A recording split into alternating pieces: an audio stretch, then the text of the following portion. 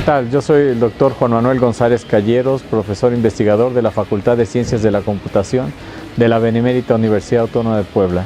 Mi doctorado es en interacción humano-computadora, un doctorado que obtuve en la Universidad Católica de Lovaina en Bélgica en el año de 2010. De 2011 a la fecha me desempeño como docente de la Facultad de Ciencias de la Computación. Mi experiencia de investigación surge desde la preparatoria, cuando en tercer año de prepa tuve un docente del área de matemáticas que me formó de una manera importante, me motivó a estudiar esto. De ahí ingresé a la Universidad Autónoma de Puebla en la Facultad de Computación y tuve influencia de muchos docentes, ¿no? La carrera está muy formada por cursos de matemáticas, toda la parte formativa, y muchos docentes me influenciaron, ¿no? Posteriormente, el doctor David Pinto Avendaño, en aquel entonces recién ingresado a la Facultad de Computación, hoy en día director del DITCO de la UAP, fue mi docente en un par de cursos terminales y me empezó a motivar un poco sobre aspectos de investigación, temas que nunca había visto yo en mi vida y que empezaron a despertar esa cosquillita por hacer unos estudios de posgrado. Eso me motivó a ingresar al Instituto Nacional de Astrofísica, Óptica y Electrónica para estudiar una maestría, y a partir de ahí empecé a investigar qué alternativas existían para hacer investigación, desde la visión por computadora hasta la simulación de sistemas discretos y continuos, como fue el tema de mi tesis de maestría para simular escenarios de tráfico. Me tocó participar en la época de Luis Paredes en el concurso La Tesis del Millón, fui finalista, quedamos por ahí en tercer lugar. Pero de ahí yo realmente tenía claro que quería hacer investigación, pero sobre todo quería tener un tema que fuera de impacto social, de alguna manera contribuir a Puebla, ¿no? Soy poblano, nací en Puebla, he crecido en Puebla, actualmente radico en Puebla y siempre he tenido un interés por apoyar proyectos de interés social. Entonces de ahí fue que me puse a investigar qué parte de la tecnología podía realmente estar buscando dar soluciones a los problemas de las personas, y fue ahí donde nació mi interés por la interacción humano-computadora, que es una rama de las ciencias computacionales que investiga cuáles son las necesidades de las personas y a partir de ahí trata de proponer soluciones tecnológicas que les ayuden en su día a día. Y ahí comenzó la travesía para ir a Bélgica, apoyado por una beca CONACYT. Estudiar ciencias de la computación a nivel universidad en aquel entonces era un tema complicado, era una carrera muy demandada. Entonces de entrada mis papás me dijeron: ¿estás seguro? ¿Crees que puedas entrar? Pese a que había 800 lugares a esa carrera, fácil querían ingresar entre 1500 y 1600 estudiantes, ¿no? Había que obtener puntajes en el examen de admisión muy altos. Entonces era un poquito la incertidumbre, ¿no? En términos del mercado laboral, mi familia siempre me apoyó, sabían que había altas expectativas respecto a esta profesión, ¿no? Pero al principio sí fue complicado, sí había ese miedo, ese nervio de y si no logro el puntaje. Finalmente sí lo obtuve. Y fue una de las mayores satisfacciones en casa, ¿no? Era la época en la que había que esperar el periódico, salir corriendo a ver en qué momento llegaba. En aquel entonces por donde yo tenía la casa, que es por la Capu, era así como que no llegaban tan temprano, entonces estar esperando, por fin revisar la lista, esa búsqueda en 800 lugares, ¿dónde está mi matrícula? Y fue realmente muy satisfactorio para mí, para mis padres, lograr ver ese resultado positivo. ¿Por qué la computación? En principio, desde muy pequeño, cuando yo iba en la primaria, tuve un docente que me inició con el tema de la programación. No solamente era aprender a usar la computadora, nos enseñaban GW Basic y realmente era muy interesante que la computadora respondiera, no sé, a preguntas básicas como ¿cómo te llamas? Le dijeras Juan, hola Juan, ¿cómo estás? También mi papá fue gerente del departamento de cómputo del Banco Internacional. Para mí era fabuloso poder llegar y vengo a ver al señor Rodolfo González, pase, y que todos sus amigos me enseñaran: mira, ya tenemos este mainframe de IBM, y mira, yo no entendía nada, pero para mí era un lugar maravilloso que yo dije, algún día yo seré como mi padre y voy a estar desarrollando sistemas. Desde la maestría, a nivel maestría, o incluso desde la licenciatura, cuando llegamos al INAOE, por ejemplo, te seleccionó un tema de tesis, pues nos presentaban los físicos temas de análisis de partículas, fluidos, temas que realmente para nosotros eran muy complejos. Decía, no tengo ni idea de qué me estás hablando. Los astrofísicos de igual manera. Con la gente de computación, pues simplemente nos plantearon, mira, tengo proyectos con Volkswagen, con diferentes empresas de la vida real. Necesitan automatizar procesos. Cuando vemos esa posibilidad, ahí incluso surge un interés de, bueno, a lo mejor por aquí, de ahí podríamos tener alguna opción laboral. Pero bueno, había una amplitud de temas, de tópicos muy interesantes y bueno, al final en licenciatura optamos por este. A nivel maestría, bueno, ahí la gama era mucho más amplia, la oferta era interesante, desde trabajar con la marina, proyectos, hasta pasar incluso otra vez con Volkswagen, Coca-Cola, plantas residuales. Y después ya donde yo empiezo a inclinarme un poco por proyectos de impacto social fue en el temas de simulación, densidad de población, tráfico vehicular, y fue ahí donde dije, sí, bueno, ¿quién no vive o padece? Imagínense, le estoy hablando del año 2002. En aquel entonces ya para mí el tema del tráfico era algo un poco caótico y decidí que era interesante y necesario tratar de trabajar un tema que dijera, bueno, ¿por qué no sincronizar de mejor forma los semáforos? Y eso fue lo que trabajé con mi tesis de maestría. ¿Y doctorado? En el doctorado, bueno, ahí surgió toda una situación. El área de interacción con la computadora es una área multidisciplinaria y eso requirió que tuviera yo que explorar nuevamente una maestría, ¿no? ¿Por qué? Por los tópicos que había que aprender, y dentro de esos tópicos esta carrera está inmersa en el área de administración. Si yo quiero transformar a las empresas y transformar la vida de las personas, tengo que concentrarme primero en ese modelo de las organizaciones y todo lo que esto involucra. Entonces ahí empezamos a explorar desde temas de gobierno, por ejemplo, nos involucramos mucho en automatizar procesos de gobierno, cómo reducir el tiempo de espera para la entrega de un trámite y bueno, empecé a ver varias temáticas. De ahí, ¿cuál fue mi interés? Yo toda mi vida, desde que era un infante, he soñado con la realidad virtual y vivir en un mundo diferente al que estamos nosotros en el mundo físico. ¿Por qué? Porque siempre soñaba con ir al Estadio Azteca, por ejemplo, a ver al América contra las Chivas, o en aquel entonces cuando yo era niño, América era campeón muy seguido, ¿no? Entonces estar en Puebla y no poderlo ver era como que un trauma. Entonces dije, ¿por qué no me ponen un casco y yo puedo ver el partido y sentir el partido? Algo que vemos hoy en día con esta experiencia 4DX y demás. Eso era mi sueño. Entonces, planteándolo con mi asesor en el doctorado, le digo, oye, yo quiero hacer cosas en 3D. Me dice, bueno, un problema que tenemos hoy en día las organizaciones es que si ya vamos a vivir en un mundo 3D, ¿cómo voy a interactuar con las cosas que están dentro de ese mundo 3D? Si yo tengo una cámara que quiero prender y apagar, necesita controles. ¿Cómo le puedo generar esas interfaces a esos mundos 3D para poder operar objetos virtuales?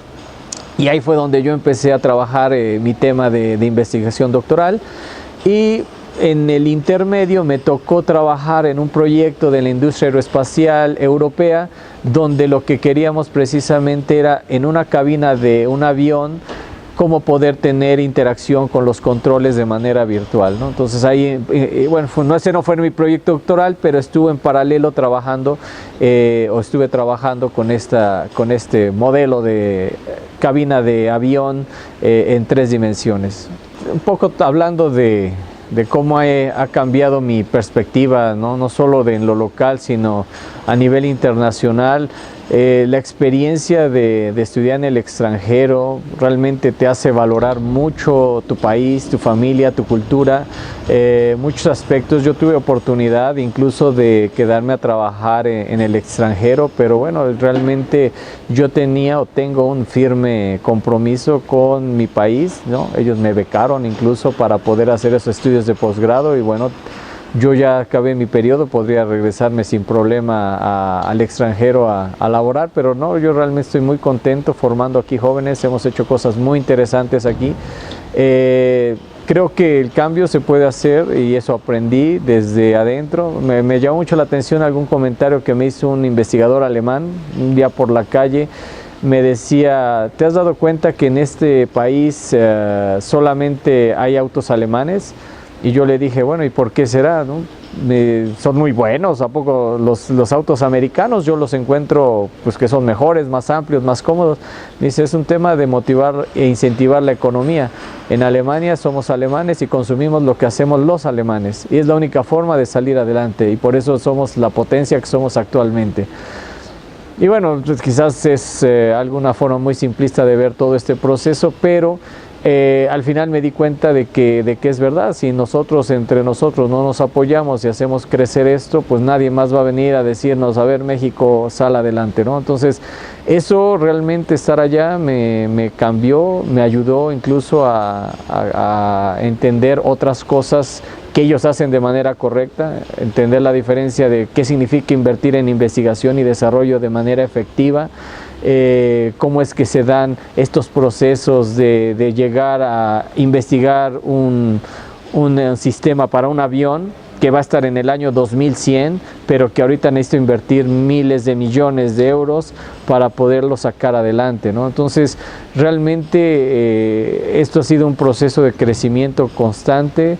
Y bueno, cuando yo miro atrás al Juan de la prepa y lo que pensaba y cómo se imaginaba las cosas, pues me doy cuenta de que no solo hay una evolución en términos cognitivos y de conocimiento, sino además, pues sí, uno va madurando y entendiendo y queriendo más y valorando lo que uno tiene, ¿no? Ahora, en función de la ciencia en México, en comparación de Bélgica. Bueno, yo creo que a nivel científico lo que yo identifico, al menos en la industria que me toca laborar, siento que sí hay un rezago importante, ¿no? Yo reitero el tema, por ejemplo, de aquí la industria aeroespacial es una industria muy desarrollada en México, pero somos armadores. Igual pasa con la industria automotriz, creamos y construimos autos, pero no somos o hemos sido poco capaces de generar nuestra propia industria de marcas propias. Cuando uno ve, por ejemplo, en el 2008 me tocó participar en un proyecto europeo que se llamaba Next of Array y ahí que investigaban la búsqueda de una autonomía tecnológica de los Estados Unidos, porque sospechaban que posiblemente todos estos corporativos que les dan bases de datos, lenguajes de desarrollo de software, etcétera, pudieran estar espiando o generando alguna situación de sabotaje industrial y demás. Esa era una sospecha que tenían en el 2008, ¿no? Hace un par de años, meses, nos enteramos de que efectivamente se estaba dando un espionaje por parte de la industria americana y entonces, imagínense, en 2008 ellos ya empezaron los trabajos para lograr esa independencia tecnológica de no usar Gmail o todos los gestores de correo electrónico o de bases de datos, etcétera. Uno se plantea la pregunta, nosotros siquiera nos hemos planteado el problema, ni siquiera, ¿no? Acá seguimos usando y dependiendo tecnológicamente de todo lo que nos dan de Estados Unidos, ¿no? Entonces sabemos hacerlo muy bien, lo podemos usar perfectamente, pero no tenemos esa independencia, esa autonomía y seguimos en ese riesgo, no sabemos qué le estamos regalando, ¿no? Recientemente hubo una crisis de seguridad por unas plataformas gratuitas muy versátiles para hacer páginas web y simplemente por ahí había código malicioso que estaba haciendo transferencias de criptomonedas de manera ilegal. Pero el problema es que no tenemos plan B. Sin eso no tenemos forma de desarrollar. Entonces, ese es nuestro gran problema. Y entonces uno ve, si uno compara eso y otras tantas cosas, realmente hay un rezago, es muy sabido. Y bueno, la idea ahorita es poco a poco empezar a mitigar. Y yo soy de los que cree que partamos de nuestra realidad y nuestros problemas, ¿no? Y eso es lo que al menos desde mi óptica estamos trabajando. Bueno, el tema de cómo ha evolucionado el Internet y el acceso a estos medios digitales, de la época en la que todo estaba en el periódico, en la radio, la televisión. Ya en la época de estar en el INAOE, bueno, teníamos una red de muy alta velocidad y era muy atractivo poder ahí, la época del chat, que entraba uno a unos telnets y era de soy Juan, hola Juan, ¿cómo es tu cabello? ¿Cómo es? O sea, era una búsqueda de información a través de preguntas-respuestas basadas en puro texto. Y de ahí empezamos a transitar por otras plataformas como el Messenger, ¿no? Hoy en día ya casi nadie lo conoce, Skype por ahí quiere reutilizar todas esas redes, pero al final ya tenemos otros medios. Pero incluso cuando yo me voy al extranjero, las condiciones económicas no eran las más óptimas y bueno, me tocó estar en una casa sin tele, sin radio, sin nada, ¿no? Entonces yo trabajaba en la oficina de 7 de la mañana a 10 y media, 11 de la noche, porque era el único lugar donde podía tener acceso a comunicación, libros, etcétera. Y a mi familia, ¿no? En aquel entonces, bueno, pues yo me comunicaba solamente por correo electrónico con mi madre y mi madre me hacía una reseña del día de la familia y yo le hacía una reseña de mi vida. Y así estuvimos en una comunicación, no sé, al menos del 2004 al 2006 más o menos, que empiezan a surgir ya un poco más las comunicaciones con videoconferencia y demás de manera más amplia.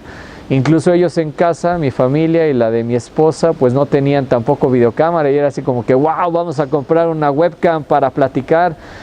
Y bueno, era llanto la posibilidad de vernos, ¿no? Porque igual tampoco viajamos a México en 3 años y para ellos vernos a través de la camarita fue mágico, maravilloso. Conocer a su nieto, ¿no? A su sobrino, los tíos por primera vez a través de la cámara o las fotos. Mi mamá tiene un álbum fotográfico, no sé, unas 3000 hojas impresas, porque todo lo que le mandaba lo imprimía, fotos, emails, y ahí tiene, ¿no? Decía, tú nunca te fuiste porque gracias a esto siempre estuviste con nosotros, ¿no? Eso es para nosotros ir transitando por eso lo que tenemos hoy en día, ¿no? La posibilidad de que hoy, por ejemplo, si yo me voy al extranjero o a otra ciudad acá en México, incluso al DF, y estoy más de un día, puedo con el FaceTime del iPhone platicar con mis hijos, verlos, a ver, enséñame la tarea, a ver, mira, te enseño aquí mi cuarto de hotel, el restaurante donde estoy. Digo, esa transición, ¿no? Les digo, pues ya no les tocó vivir esa parte donde había esa ausencia de infraestructura tecnológica, pero hoy en día, pues bueno, hay que aprender a usarla, ¿no? Y a ver y a entender también los riesgos que hay de hacer uso de estos medios, ¿no? Que hoy en día pues están siendo desafortunadamente uso en acoso y muchas otras cosas, ¿no? Pero esa ha sido la transición. Definitivamente ser docente, para ser docente hay que tener pasión por ser docente, porque no es un tema fácil por muchas cosas. En principio, yo cuando recién regreso del doctorado, con todo el grado de doctor, pues no había puertas abiertas en casi ningún lado. Entonces, y aunque venía del extranjero, de una de las universidades top 50 en aquel entonces del mundo, era eso y nada era lo mismo, ¿no? No había trabajo. Bueno, empecé a tocar puertas en una universidad, me dijeron sí. Pero no era suficiente, ¿no? Dije, bueno, acá estoy un poquito, otro poquito. Al final junté 34 horas clase a la semana. Y mi esposa otras tantas, pues entonces teníamos entre los dos algo así como 70, 80 horas clase a la semana, ¿no? A los niños casi ni los veíamos por obvias razones. Eso nos permitía vivir. En algún momento incluso dijimos, vamos a vender en esa época con los pocos ahorros que traíamos, sidra, era Navidad. Nuestra familia nos dijo, tranquilos, ustedes no necesitan ponerse a vender en la calle sidra, tengan paciencia, esto va a funcionar, es cuestión de tener paciencia. No es fácil porque, insisto, en este tema de 0 hora clase, con las 34 horas yo lograba tener un salario digno, pero pues, en vacaciones había 0 remuneración económica, ¿no? Entonces había periodos de 15, 20 días hasta un mes donde no había opciones, ¿no? De ahí, pues insisto, con mucha paciencia empezamos a tocar puertas y afortunadamente se dio esa posibilidad en la Universidad Autónoma de Puebla de encontrar un espacio a través del mecanismo de repatriación. y entonces ahí empezó a cambiar las cosas, pero de igual manera, o sea, uno podría decir, bueno, ya entraste a la universidad, ya se resolvió el tema, pero no es tan fácil, ¿no? Porque hay todo un proceso muy bien documentado que para lograr aspirar y llegar a, digamos, una estabilidad económica, laboral, en la universidad hay que pasar por 5 o 6 años de un proceso de crecimiento y consolidación. Entonces, vuelve a ser un poco complejo a veces, pero bueno, afortunadamente también se va compensando con otras opciones que vamos teniendo, de participar en diplomados, de participar en coordinaciones, de participar en el Sistema Nacional de Investigadores, y eso de alguna manera, si uno encuentra siempre alternativas, puede uno obtener los recursos necesarios y hacer lo que a uno le gusta, ¿no? Yo creo que con pasión y ganas, solito las cosas se van haciendo, ¿no? Te invitan y te invitan ya a veces hasta, pues uno tiene que decir no puedo, ¿no? Y de tantas cosas en las que uno nos quieren involucrar, precisamente pues haciendo las cosas con ganas, con pasión, solita las cosas se van dando. Bueno, actualmente ya soy un investigador consolidado en la Universidad Autónoma de Puebla con una definitividad, miembro del Sistema Nacional de Investigadores nivel 1, perfil PRODEP, ¿no?, de la SEP, miembro de un cuerpo académico consolidado, coordinador de área de Ingeniería de Software, base de datos, miembro de 2 programas doctorales pioneros, uno en la Facultad de Computación, el primero que se abrió, una facultad con más de 25 años de existencia, y bueno, tenemos el primer programa doctoral, participamos en la creación del mismo. También el primer programa interinstitucional a nivel nacional, que es miembro del PNPC del CONACYT, el doctorado en Sistemas y Ambientes Educativos, del cual también soy miembro. Entonces, creo que al día de hoy estoy muy contento, muy feliz de hacer todo lo que hago, dirigir tesis desde el nivel licenciatura. Me gusta mucho trabajar con los más jóvenes, ¿no? También los de doctorado son jóvenes, pero yo les digo los más jóvenes, que son los de licenciatura. Hemos hecho proyectos maravillosos, hemos ganado concursos, hemos estado en las noticias, hemos hecho proyectos de impacto social muy interesantes, de apoyo a niños con discapacidad. Esa es una de las grandes temáticas que actualmente abarco, y bueno, eso es algo de lo que soy ahora. Bueno, espero que en un futuro no muy largo poder mejorar en el Sistema Nacional de Investigadores, ser un investigador de nivel 2 categoría o nivel 3, seguir consolidando los proyectos que tenemos alrededor del fortalecimiento de la investigación en el ámbito educativo. Queremos construir mejores espacios basado o con base tecnológica para que más jóvenes en México puedan estudiar, pero sobre todo lo puedan hacer de una manera efectiva y que puedan realmente estar motivados de estar ahí, ¿no? Mientras seamos un país más educado, seguramente nos va a ir mejor, y ese es parte del compromiso. Yo quiero formar parte de ese equipo de trabajo que logró cambiar esa perspectiva de la educación superior en México.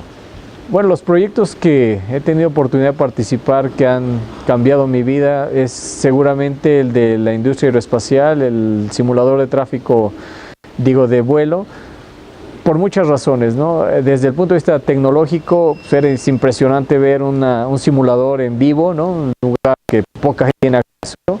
Estar interactuando con líderes de la industria aeroespacial europea, alemanes, holandeses, españoles, franceses, ¿no? Gente de Airbus, gente de Bélgica, que era de donde yo venía, conocer un grupo multidisciplinario con muchas conocimiento, y bueno, realmente fue muy impactante. Y aquí en México, bueno, trabajamos durante ya 3 años proyectos de impacto social, beneficiando a niños con algún tipo de discapacidad cognitiva, incluso física, y hemos desarrollado software y soluciones que han beneficiado a esta población, que hoy en día se asume, se ve, se discute como una población vulnerable y que requiere de atención. Entonces ha sido muy satisfactorio ver la cara de alegría de los chiquillos, padres de familia que se acercan llorando a contarte: yo no había oído nunca a mi hija, gracias a tu aplicación ya podemos escucharla, es maravillosa su voz. Bueno, no, es que ese es el teléfono, pero bueno, ya no lo discutimos más a fondo, simplemente eso nos va dejando mucha satisfacción. Reitero, ¿no?, el compromiso que tenemos por este país. Somos nosotros los que lo podemos sacar al frente, y estudiemos, formémonos y hagamos de esto una gran comunidad. Estoy a su disposición en la Facultad de Ciencias de la Computación. Mi nombre es Juan Manuel González Calleros.